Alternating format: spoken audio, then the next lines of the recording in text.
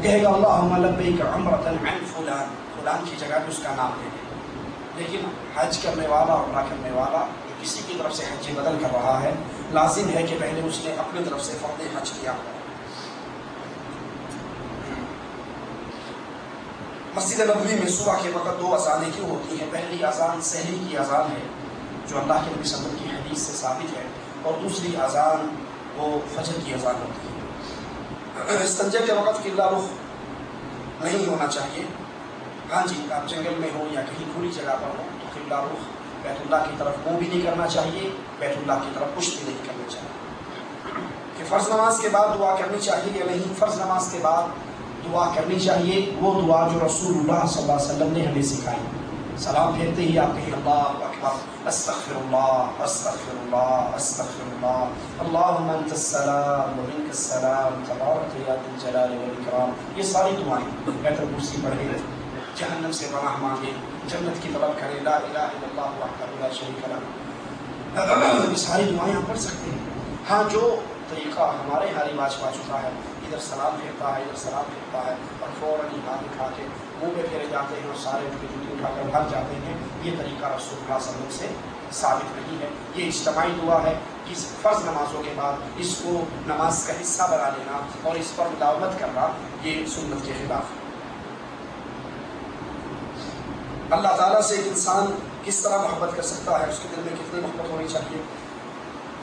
ایک تو ہے محبت وہ جس محبت کے بعد اطاعت آئے، یہ محبت و مطلوب ہے، اور یہی اصل میں محبت ہے کہ محبت کرنے والا اپنے محبوب کے حکموں کے سامنے، اپنے محب جو ہے محبوب کے حکموں کے سامنے سر جھکاتا ہے۔ میری اور آپ کی اللہ سے محبت کیسے ہے؟ جو حکم آپ کو پتہ لگ جائے یہ اللہ کا حکم ہے، یہ رسول اللہ صلی اللہ علیہ وسلم کا حکم ہے، پھر پوری دنیا کو ناراض کر لو، اللہ کے حکم کو نہ ٹھکراؤ۔ یہ داڑھی رکھنا کس کا حکم ہے؟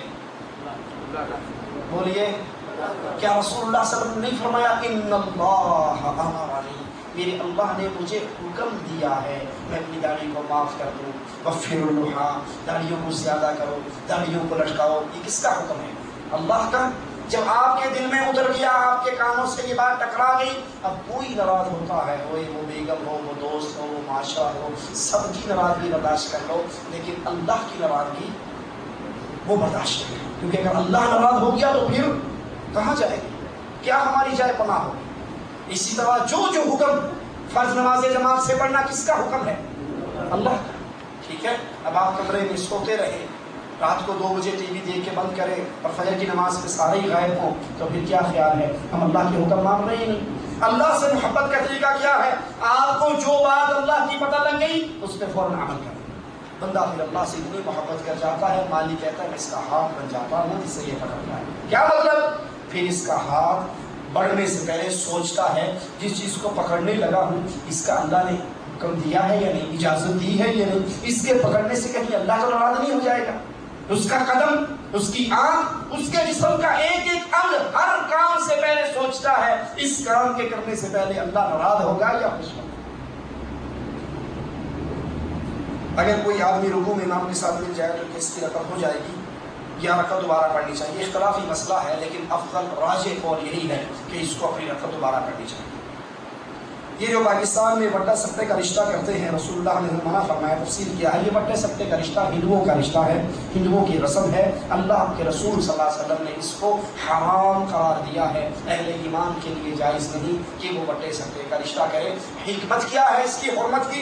حکمت یہ ہے کہ آپ نے بیٹی دی، ایک عورت لی، ایک عورت دی اپنے بیٹے سے، تو ایک گروپ بڑی محبت اور پیار سے زندگی گزار رہا ہے، دوسرے گروپ کی انبن ہوگی، اس نے اس کو طلاق دے کے گھر بھیج دی۔ اب جو یہ پیار و محبت سے زندگی گزار رہے تھے، یہ ان کا پیار وہ باقی رہے گا؟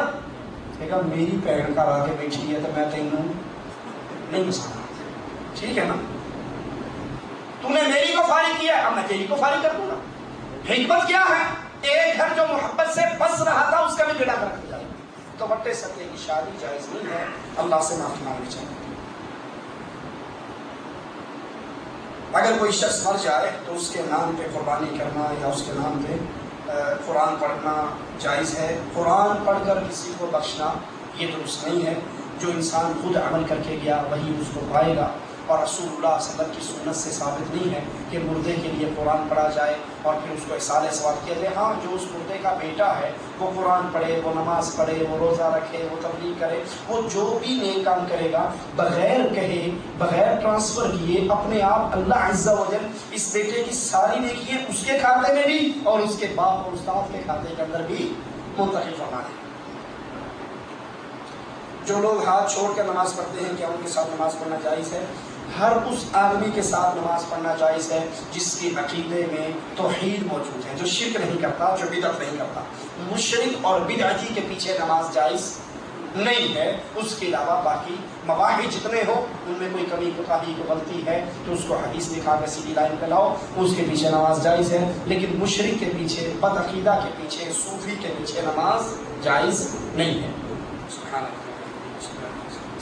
یہ ایک اعلان ہے کہ اگلے اس جمعے کو یہ قصر بستان